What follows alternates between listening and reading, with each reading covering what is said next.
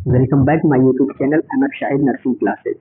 पिछली वीडियो में हमने introduction of sociology, definition, subject matter of sociology और नेचर ऑफ सोशियोलॉजी देखा।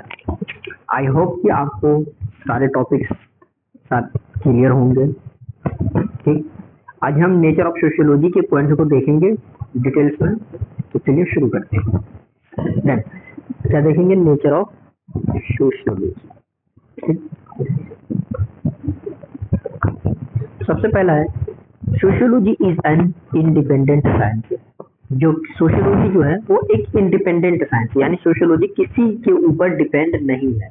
ठीक, ऐसी विज्ञान जो किसी चीज के ऊपर डिपेंड ना हो वो सोशियोलॉजी है। ठीक, देन आगे है it is not treated studied as branch of any other science like philosophy और पॉलिटिकल साइंस और हिस्ट्री। ऐसा ब्रांच नहीं देखते हैं इसको किसी भी फील्ड में, लाइक फिलोसफी, पॉलिटिकल साइंस और हिस्ट्री में ये इंडिपेंडेंट साइंस, यानी कि इनका कोई भी नाता फिलोसफी के साथ, पॉलिटिकल के साथ एंड हिस्ट्री के साथ इनका कोई भी रिलेशन नहीं है। ये खुद अकेला है। फील्ड जो है बहुत बड़ी फील्ड है। ठीक, then it as an independent science it has own field of study, boundary of method. As a independent science, यानी कि एक इंडिपेंडेंट साइंस है ही। ठीक, इसकी खुद की फील्ड है, खुद की बाउंड्री है, खुद की मेथड है। ठीक, आई होप ये आपका क्लियर होगा। देन दूसरा टॉपिक है it is social science not a physical science. Sociology is a social science, sociology is a सामाजिक विज्ञान, not a physical science, not a शारीरिक science. Then sociology as a social science, it concentrate its attention on man, his social behavior, social activities and social life। कहने का मतलब ये है कि ऐसा सोशल साइंस होने के नाते ये आदमी के ऊपर ध्यान देती है, उसका जैसे कि उसका सामाजिक जीवन कैसा है, सामाजिक बिहेवियर क्या है, वो समाज में कौन कौन सा सामाजिक एक्टिविटीज कर रहा है, उनकी सामाजिक लाइफ कैसी है, यही है सोशल साइंस। यहाँ से आपका क्वेश्चन आ सकता है, ये इम्पोर्टेंट है। जैसे क्या क्वेश्चन आ सकता है, यहाँ से ये क्वेश्चन बन सकता है कि सोशल साइंस को हम सोशल साइंस क्यों कहते हैं। तो आंसर आपको यही देना होगा, ये जो पॉइंट है आपको आंसर यही देना है। ठीक, उसके बाद the fact that sociology deals with social universe. Fact ये है कि सोशियोलॉजी डील करती है सोशल यूनिवर्स से, यानी कि पूरी दुनिया में सोशियोलॉजी डील करती है, या फिर पूरी दुनिया में सोशियोलॉजी प्रेजेंट है। ठीक, उसका इज डिस्टिंग्विश फ्रॉम एस्ट्रोनॉमी, ये अलग है, या सोशियोलॉजी अलग है किससे? एस्ट्रोनॉमी से। एस्ट्रोनॉमी और सोशियोलॉजी फर्क है। फिजिक्स अलग है, chemistry, geology, mathematics and other physical science, ये सब कुछ अलग है एंड सोशियोलॉजी अलग है। यहाँ पे मैं एक छोटा सा एग्जांपल दूंगा, जैसे कि अगर हम किसी सोसाइटी को जानेंगे, ठीक, अगर हम किसी सोसाइटी को के बारे में जानना है, ना हम यहाँ पे एस्ट्रोनॉमी यूज कर सकते हैं, ना ही हम उस सोसाइटी को जानने के लिए हम फिजिक्स का इस्तेमाल कर सकते हैं, ना केमिस्ट्री का इस्तेमाल कर सकते हैं, ना जियोलॉजी का इस्तेमाल, ना मैथमेटिक्स या फिर ना अदर कोई फिजिकल साइंस का इस्तेमाल कर सकते हैं। सेम लागू होता है, किसी व्यक्ति के बारे में जानना है, हम किसी व्यक्ति को जानना है, उसमें हम क्या फिजिक्स लगाएंगे, क्या मैथमेटिक्स लगाएंगे। ठीक, आई होप कि ये आपका क्लियर होगा। ठीक, उसके बाद दूसरा है it is a pure science. ये pure science, not an applied science. ठीक है, प्योर साइंस अप्लाइड साइंस नहीं है। ठीक, प्योर साइंस कैसे है भाई? प्योर साइंस है, वो प्योर साइंस से कैसे है? वो ऐसे कि इसकी खुद की फील्ड है, तो किसकी खुद की फील्ड है। प्योर और अप्लाई को समझने के लिए जैसे कि एग्जांपल यहाँ पे लिखा हुआ है, जैसे example physics is a pure science and engineering is a applied field. ठीक, फिजिक्स जो है, physics is a pure science. Physics जो है वो क्या है? Pure science. इंजीनियरिंग जो है वो अप्लाइड साइंस है।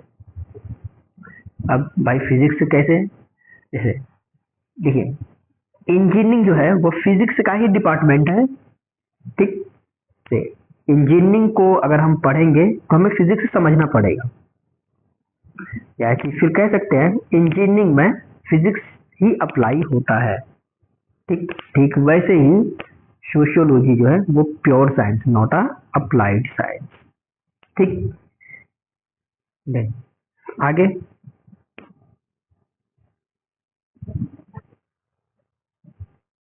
It is relatively abstract science not concentrate.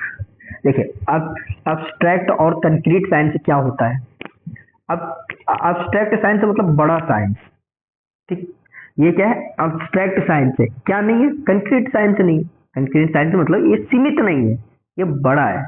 अब देखिए अब क्यों नहीं है? वो इसलिए सोशियोलॉजी सीमित नहीं है। ठीक, क्यों नहीं है भाई, क्यों नहीं है? अब ये abstract यानी कि बड़ा है, ये सीमित नहीं है, क्योंकि सोशियोलॉजी सीमित नहीं है। जैसे कि मेरे को कुछ अगर अच्छा करना है, बहुत अच्छा काम कर सकता हूँ या फिर करना है, तो हम बहुत अच्छे से अच्छा काम करेंगे, बहुत बुरे से बुरे काम कर सकते हैं। ठीक, जैसे मैं कहने का मतलब ये हुआ सिंपल, मैं गलत से गलत बन सकता हूँ और अच्छे से अच्छा बन सकता हूँ। लाइक वैसे एक सोसाइटी के बारे में अगर जान पढ़ रहे हैं तो कहते हैं ना कि यार ये सोसाइटी गंदी है, या फिर ये सोसाइटी गंदी से गंदी बन सकती है, इसमें कूड़े एक तरफ है कि इनका मेंटेनेंस का काम नहीं हो रहा है, इसमें इनके इसकी यहाँ के लोग अच्छे नहीं है, इनके यहाँ के लोग बात करने का, इन लोगों का बिहेवियर ठीक नहीं है। ठीक, कहते हैं ना वो कि कितनी गिरी हुई सोसाइटी है, या फिर कहते हैं ना कितने गंदे लोग हैं। ठीक, इसी वो कितनी गिरी हुई सोसाइटी, वो कितनों भी गिर सकती है, इसकी कोई लिमिट नहीं है। ठीक, कोई भी आदमी कितना भी गंदा हो सकता है, कितना भी अच्छा हो सकता है, इसकी कोई लिमिट नहीं है। ठीक, उसके बाद ये जो पॉइंट है, it more concrete with the form of human events there pattern. इसको बोल सकते हैं, इसका ह्यूमन इवेंट्स और पैटर्न कितना बड़ा हो सकता है, इसकी कोई सीमा नहीं है। ठीक, जैसे example, for example sociology is not concentrate with particular wars and revolution, but the war and revolution in general as a social phenomena, as a type of social science। देखिए कहने का मतलब हुआ, इस लाइन का मतलब हुआ सोशियोलॉजी को का जो है कोई पार्टिकुलर वार और रिवॉल्यूशन से कोई मतलब नहीं है, कोई पार्टिकुलर वार और रिवॉल्यूशन से कोई मतलब नहीं है सोशियोलॉजी को, लेकिन इसकी वार और रिवॉल्यूशन जनरल है। क्या है? जनरल है, एज अ सोशल फिनोमेना या फिर as a type of social science. Simple. ठीक, then it is a general and not a particular और individual. Sociology is a general, sociology क्या है? जनरल है, नॉट अ पार्टिकुलर और not individual, ना particular ना फिर इंडिविजुअल साइंस है। सोशियोलॉजी में हम तो बहुतों के बारे में पढ़ते हैं, सबके बारे में पढ़ते हैं, किसी सोशियोलॉजी किसी एक चीज एक लोगों का थोड़ी है।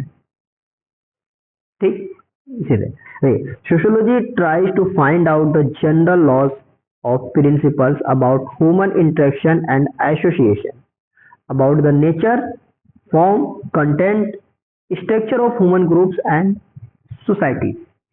देखिए इसका मतलब हुआ सिंपल सा, सोशियोलॉजी तो जनरल तो है ही, ठीक, ये पार्टिकुलर या फिर किसी व्यक्ति का है नहीं, ये पार्टिकुलर या फिर किसी भी इंडिविजुअल का नहीं है, इसमें किसी भी एक व्यक्ति की स्टडी करते नहीं है। ठीक, एक व्यक्ति का स्टडी नहीं करते हैं, इसमें सबकी स्टडी करते हैं, पूरी सोसाइटी की स्टडी करते हैं। तो ये लाइन का मतलब ये हुआ कि ये सोशियोलॉजी जनरल लॉ प्रिंसिपल है, यानी कि जनरल लॉ प्रिंसिपल है। कौन है? सोशियोलॉजी। ठीक, ये है ना जनरल लॉ प्रिंसिपल। ठीक, लोगों का आपसी मेल तालमेल, साथ में एसोसिएशन, मतलब एक व्यक्ति दूसरे व्यक्ति से मिल के रहता है, आपसी मेल झोल, उसका नेचर, फॉर्म, उसका कंटेंट और स्ट्रक्चर। ठीक, यानी इंसानी समूह का और सोसाइटी का आपसी मेल झोल। उसका it does not study each of the every event takes place in society. मतलब ये हुआ यहाँ पर छोटी छोटी घटनाएं नहीं ले सकते, जैसे छोटी छोटी कोई इवेंट हो गया, नहीं लेते हैं, नहीं ले सकते। क्यों नहीं ले सकते? Because it is not possible also, ये पॉसिबल नहीं है। ठीक, इसीलिए सोशियोलॉजी जनरल है, क्योंकि इसमें एक ग्रुप, एक सोसाइटी और उसकी एसोसिएशन की बात करते हैं। आई होप कि क्लियर होगा। ठीक, then it is both rational and empirical.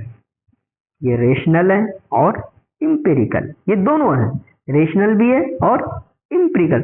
Rational कह सकते हैं हर चीज के पीछे लॉजिक है, रेशनल का मतलब कह सकते हैं हर एक चीज के पीछे लॉजिक है।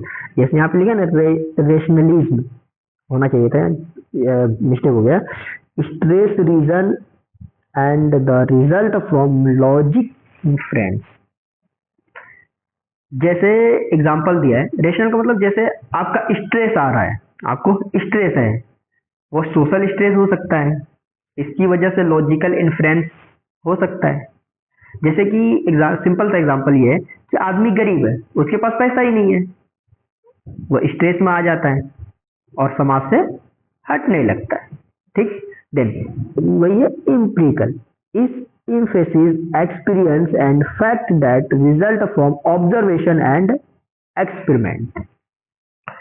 मतलब ये कि आप सोशियोलॉजी में एक्सपीरियंस ले सकते हैं, आप सोशियोलॉजी को ऑब्जर्व कर सकते हैं। आप जैसे कि आप सोसाइटी में बहुत सारे एक्सपेरिमेंट करते हैं, बहुत सारी नई नई चीजें सीखने को मिलेगी, इससे आपको एक्सपीरियंस आएगा।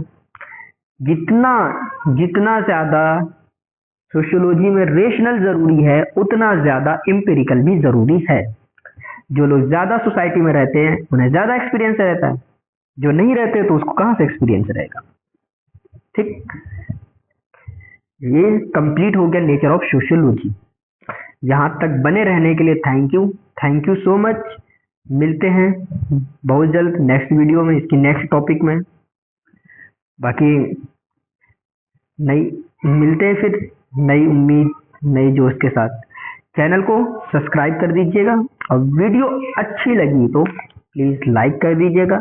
देन कमेंट करके आप हमें ये बताइए कि आपको क्लास कैसी लगी। थैंक यू, जय हिंद, जय भारत।